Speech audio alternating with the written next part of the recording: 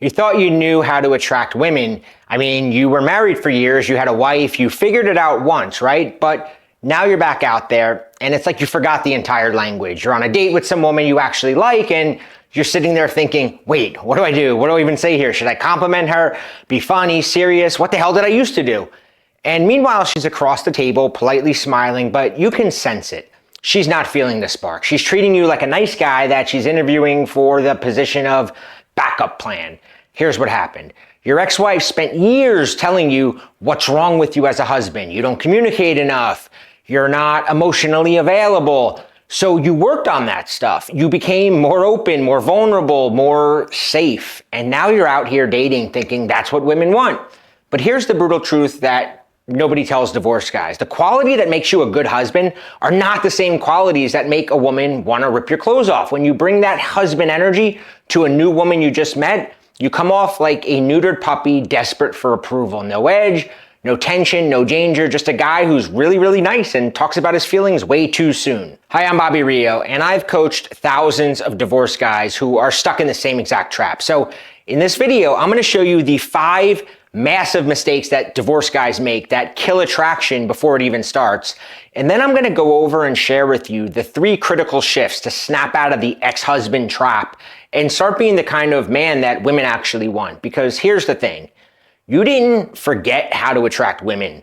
You just got reprogrammed to do the complete opposite of what works. So let's fix that. All right, so let me start off by telling you about one of my clients, John. John is 52, recently divorced, successful. He's an architect, a smart guy. He's got his life together. And he meets this woman, Maria, and she's intelligent and attractive and interesting and really the kind of woman that he wants to date, not just settle for. And because John hasn't felt this kind of excitement in a long, long time, his brain goes into full panic mode. He's thinking, don't mess this up. This is your shot. Do everything right. So what does he do? He immediately shifts into boyfriend mode. They match on an app, and after one good conversation, John's already texting her, good morning, hope you're having a great day. He's asking about her meetings at work. He's asking what her weekend plans were, how her day went. He's basically acting like they've been dating for 6 months when they haven't even met in person yet. This is classic scarcity operating system in action. Now, at first, Maria is really polite, engaging, she's responding, but then something shifts. When he finally gets her out a couple times on their second date, she makes a little comment about one of John's hobbies. Nothing major, just a playful jab like, oh, you're into cycling? That's such a middle-aged guy thing. And instead of rolling with it and maybe teasing her back, John goes into defense mode. He starts explaining why cycling is actually a great workout, how it's not just for middle-aged guys, how it's a serious sport. He's basically like writing her a TED Talk on the merits of cycling. And Maria's just sitting there thinking like, why is he so defensive? I was just teasing him. But John, and what John doesn't realize and what's happening is he's chasing her validation. He needs her approval of his choices. He needs her to see him as interesting, to think he's cool. And that energy that is seeping out is killing attraction. So let's talk about what's actually happening here, because this isn't just about John or being bad at dating. It's about operating in the wrong frame. See, after a divorce or a long relationship, most guys enter the dating world running what I call the nice guy frame, and it's poison for attraction. Here's why. When you meet a new woman, your instinct, because of maybe how your marriage or your last relationship ended, is to eliminate all doubt immediately. You want her to know, I'm not like I was before, I've changed, I'm not like other guys. So what do? You're usually too available. You usually text back instantly. You're free whenever she wants to meet up. You make it crystal clear in your actions and what you say that you like her. She doesn't have to worry about your intentions. You think you're being confident, you think maybe you're being direct, but what she's actually feeling is, this is too easy. There's no chase here. He's a sure thing. And for a woman, certainty is the death of desire. When she knows exactly how the movie ends, when there's no mystery, when there's no tension, when there's no question of, does he want me or is he just being nice? Her attraction system shuts off. You become predictable, you become safe, you become boring. The guy that she might date if no one better comes along. So here's another thing that's killing you, and I'm gonna write it down. And I call this affection versus desire. So you're leading with affection instead of desire. So let me explain the difference between affection. Affection is compliments, validation, emotional support, asking about her day, telling her she's beautiful. Desire is sexual tension, playful teasing, physical escalation, making it clear you want her in a primal way. Now, here's what happens likely in marriage. Your ex-wife probably told you she didn't feel appreciated, that you didn't give her enough affection. So now, a lot of times when a guy meets a new woman, he overcompensates. You compliment her constantly, you validate her, you ask deep questions about her feelings, and you think you're being the emotionally intelligent man she wants. But what you're actually doing is hiding your desire because maybe you think it's disrespectful or too aggressive. And that's the problem. Because a woman isn't attracted to a man who just validates her. She's attracted to a man who wants her on a sexual level, not in a creepy way, but in a confident, unapologetic, masculine way. When you swap desire for affection, you're giving away the very thing that she needs to feel for that pull towards you to happen. You become the nice guy who makes her feel comfortable, but not the guy who makes her feel alive. The next thing is the validation vacuum. All right, here's where it gets even worse because of this thing called the validation vacuum. After a divorce, since most guys are running this scarcity operating system, maybe you haven't been with a cool woman in a while, maybe you haven't felt desired by a woman in years. So when you meet someone new, someone who's actually attractive and interesting, your brain goes into the same as John's, this panic mode I talked about. Don't screw this up, don't lose her, do everything right. And suddenly, you're chasing her validation. You're the one trying to impress her. You're explaining yourself. You're justifying your choices. You're apologizing for things that you didn't even do wrong. You're basically handing her a script that says, I'm not sure if I'm good enough for you, but I really hope I am. And women, they can smell that. I mean, it creates like what I call a validation vacuum where you're sucking approval out of her instead of being the source of it yourself. And the moment that she senses that, she loses respect. Not because she's mean, but because attraction just doesn't work that way. Women are drawn to men who are selective. They're drawn to men who have standards, who act like they're the ones deciding if she's a good fit, not the other way around. Now, the next thing to keep in mind is very often what happens is something that I call emotional quicksand. And again, all guys fall into this, but divorced guys, I just notice in my Untamed Man community and just the guys that I work with, they tend to fall into it the most, especially in that period very soon after divorce where they're finally meeting this cool woman. And it's really a nail in the coffin. When she inevitably pulls back, and she will because women test you, this is when you completely fall apart. And it's what happened to John. So John and Maria, they're a few weeks in. They've had, I think, about 3 dates now, and Maria starts pulling back a little bit. She's taking longer to respond to his texts. Her energy is a bit cooler, and John is just spiraling. He's refreshing his phone every 10 minutes. He's analyzing every message that she sends, right? She used to send these 3 paragraphs with emojis, Bobby. Now she only sends me 1. What does that mean? He's just in full emotional quicksand. And then Maria cancels their 4th date with a vague excuse. Something like, hey, something came up with work. Can we reschedule? And now John, here's the moment of the truth, right? What does he do? What does John do?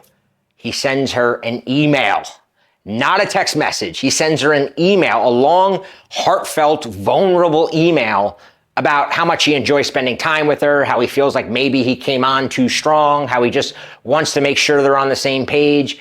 He's basically having an emotional meltdown in like Microsoft Outlook. And Maria reads this, and the little attraction she was still feeling is now gone. And she replies with like one of the softest rejections I've read in history. Hey, I think you're a really great guy, but I'm just not feeling a romantic connection. I hope we can still be friends, the friend zone.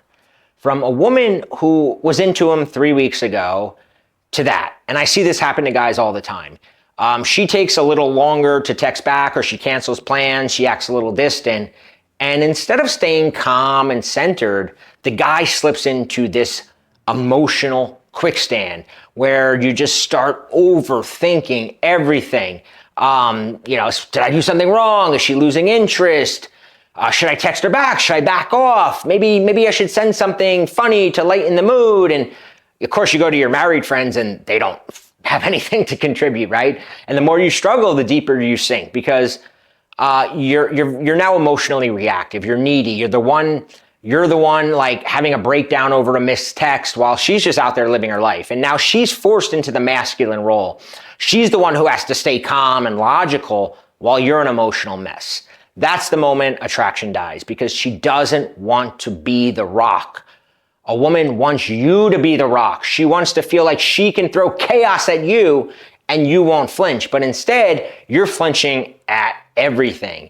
So that is the divorce guy trap, the ex-husband trap. You're predictable. You're leading with affection instead of desire. You're chasing validation, and you're collapsing emotionally the moment that she starts testing you. So when John comes to me, and John was completely defeated at this point, Bobby, I don't get it. I did everything right. I was attentive and I communicated and I was emotionally available. What the hell happened? And I'm looking at this guy like thinking, bro, you did everything your ex-wife said she wanted to a woman who barely knows you.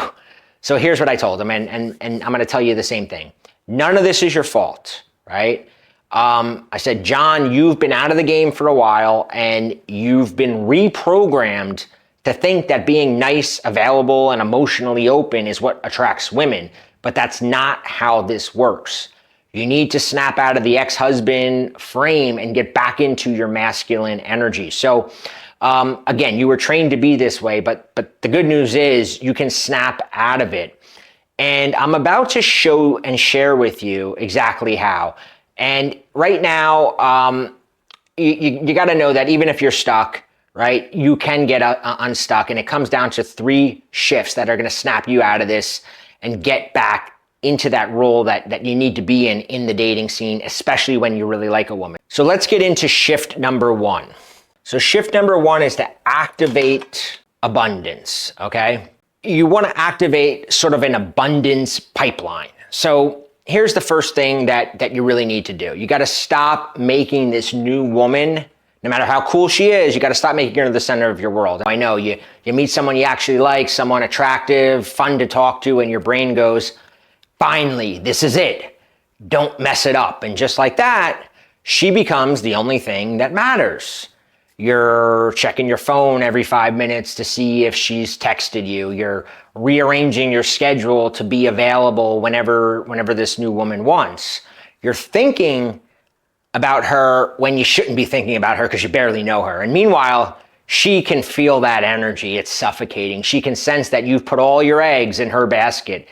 And it makes her want to fucking run, because women aren't attracted to men who need them in order to feel complete. They're attracted to guys whose lives are like complete already, whose lives are bigger than any one woman in it. So here's what I had John do. I said, again, you got to activate this abundance mentality. You need to stop making Maria your entire world. Even if you don't have options right now, you have to act like a man who has other options. That means you put her in second place to your purpose. You've got goals, you've got a mission, you've got something outside of her you're building. And when she wants to see you on Thursday, but you've got something important that night, here's what you do. You say, Thursday doesn't work. How's Saturday? And you don't get scared, right? Because it doesn't matter what she says. You're not playing games here. Your life just doesn't revolve around her schedule. You don't chase her validation. When she shares something about herself, you don't immediately go into, wow, you're so amazing. You just stay curious, but selective. You're screening her. You're digging deeper. You're asking questions. You're deciding if she's impressive or not the other way around. You demonstrate a willingness to walk away. And this is a big one. Most divorced guys are so terrified of losing that new woman that they like that they'll tolerate almost anything. She flakes, no worries. She's rude, she's probably just having a bad day. She treats you like an option, I'm gonna just be patient. No. When you tolerate bad behavior, you're signaling, I don't have options, I need you. But when you're willing to walk away from anything that doesn't meet your standards, that's when a woman realizes, wait, this guy doesn't need me. He's choosing me. And that's way more attractive, right? You can want her, you can enjoy her, you can choose her, but you can't need her. Nobody wants to be with a man who needs them, right? A woman wants to be with a man who has a mission, a man who has standards, a man who's the prize, right? Not the guy auditioning to be hers. And John gets back on the apps not to find a replacement for Maria necessarily, but just to remind himself that he does have options. He starts focusing on his work again, his hobbies, his friends, and he stops checking his phone every 5 minutes. And when Maria eventually reaches out a week later with a casual, hey, how have you been? Because now she's curious why he went quiet. John doesn't immediately jump. He waits a day, then replies with something short and casual like, been good, busy with a big project at work. How about you? Okay. No paragraph, no over-explaining, no I've really missed you. Just calm, centered, like a guy who has a lot in his life going on. So shift number 2, I call this next level validation. All right, so here's the second shift. Stop giving away free validation. This is one of the biggest mistakes that all guys make, and again, especially divorced guys. They think being complimentary and supportive is how you build attraction. So they're constantly telling her how smart she is, how beautiful she is, how impressive her job is. And look, there's nothing wrong with compliments, but when you lead with these compliments, when you give them away before she's earned them, you're just another guy kissing her ass. Here's what to do instead. Use what I call next level deep curiosity and validation. Instead of immediately validating her, you question her, not in a judgmental way, not in a boring ask a million questions way, but in a way that makes her work to impress you. So, for example, she tells you about her job. Most guys would go, wow, that's so cool. You must be really good at what you do, right? They're immediately jumping to validate her. Boring, predictable, and she's heard that. Instead, you say, interesting. So what made you get into that? Like, what was the real reason you got into it? Not the one you tell people at parties. You're making her dig a little deeper now, make her invest more in the conversation. And suddenly she's the one going in her head trying to prove herself to you. Or let's say that she mentions a hobby. Instead of, that's awesome, I love that, I wanted to do that too. You say, really? I wouldn't have guessed that about you. What draws you to it? You're positioning yourself as somebody who can notice things about her. You're the selector. You're the guy evaluating whether she's interesting enough to keep your attention. So John and Maria start texting again, and Maria mentions something about a career goal that she has. Now the old John would have immediately said, that's amazing. You're going to be so great at that, right? Smiley faces, exclamation points. But the new John, I tell him to use this next level deep curiosity, and he writes, interesting. So what's the real reason you're going for that? What's driving it? And now Maria has to actually think. She starts typing this long response about her motivations and her fears and her ambitions. She's investing, right? And for the first time, she's the one trying to impress him, not the other way around. And it's subtle, right? But it's a shift, and it flips the entire frame. She's no longer the prize you're chasing. You're now subtly the prize that she's trying to win. Shift number 3, I call the unapologetic edge. And it's the third and final shift, but it's important. You have to reintroduce tension and friction into your interactions. Now, I know what you're thinking. Bobby, my ex-wife said I wasn't sensitive enough and that I didn't communicate and that I was too stubborn. Yeah. And she was talking about marriage, and she probably had a lot of faults herself too, if we're honest. But when you're dating a new woman, she doesn't want a guy who's overly accommodating and desperate to avoid conflict. She wants a guy who has edge, who's unapologetic, who creates a little productive friction and tension. So let me break this down into 2 parts. Part A is you got to set boundaries and you got to enforce them. This is about having standards and not being afraid to hold onto those standards. So for example, she tries to downgrade you from dinner to coffee. Most guys say, yeah, sure, coffee works. But you say, nah, I'm not really a coffee date guy. Let me know if dinner works for you, and if so, we'll make plans. And if she doesn't come back with a better offer, you take that offer off the table, right? No anger, no bitterness, just cool, maybe another time then. Because you're not desperate. You're not gonna settle for some shitty lunch date, right? You're a guy with options who doesn't chase women who aren't investing or aren't willing to make time at night for you.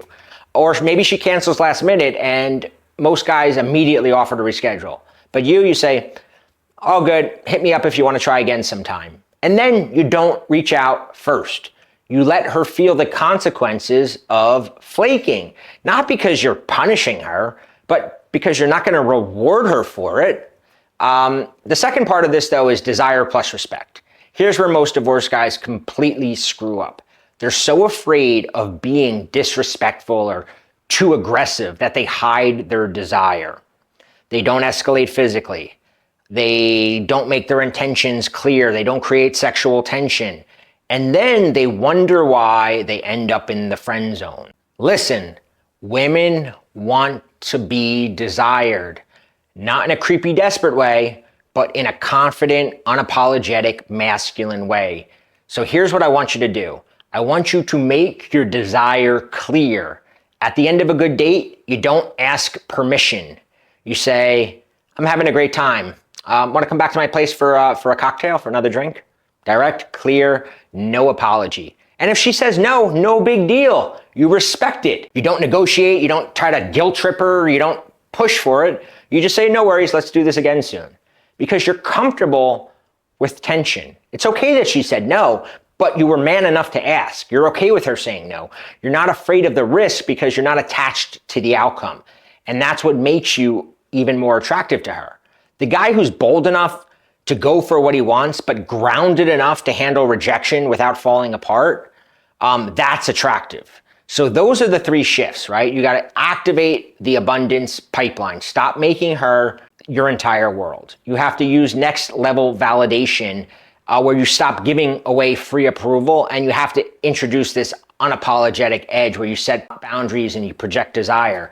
Well, John did it. And after he put this into practice with Maria, let's fast forward a few weeks. Now, John and Maria meet up again. And this time the dynamic is completely different. John's not over texting. He's not chasing. He's not even trying to be perfect anymore. He's just being himself, confident, playful, a little bit of an edge. And Maria, now she's all of a sudden leaning in. She's initiating more. She's investing more. She's wondering why she almost let this guy slip away, because John stopped being the ex-husband and he became the man she actually wants. Now, look, I'm not saying John's story is going to be your story and every scenario is going to work up like that, but the patterns are the same. When you step out of that ex-husband, divorce guy trap, when you stop being the nice, safe, overly available guy and start embodying masculine energy, everything changes. Women stop seeing you as the backup plan and they start seeing you as the prize. Now I get it. If you've been out of the game for a while, it's easy to not know what the right move is. And at the same time, one of the most powerful things that you can actually do is eliminating subtle mistakes that you're making without realizing it. Because the reality is most of us are making very, very subtle mistakes. And it's because we have a certain attraction type, right? We have a certain vision of what it means to be an attractive guy. And when we're with a woman, we've had this vision, it's been programmed into us, right? Since middle school and from our ex-wives or whatever, right? And when we're with a woman, we do these things because we believe these are the things we need to do with her. And certain guys fit into certain categories. And what I did though was I created a quick 7-question quiz. And what it does is it asks you 7 common questions about relationships, dating, flirting. And the way that you answer these 7 questions pinpoints your attraction profile. And then it also pinpoints your mistakes and, more importantly, how to fix them. Now it's completely free. You don't even have to put your email in. Just click the link below and you'll literally get 7 questions. You'll answer them and then it'll formulate your custom profile with a plan on how to fix it. Now, I recommend that because most guys, like I said, they're completely oblivious to the mistakes that they're making. So click the link, take the quiz, and if you like this video, subscribe to my channel, leave me a comment, and let me know what you'd like to see me cover in the next one.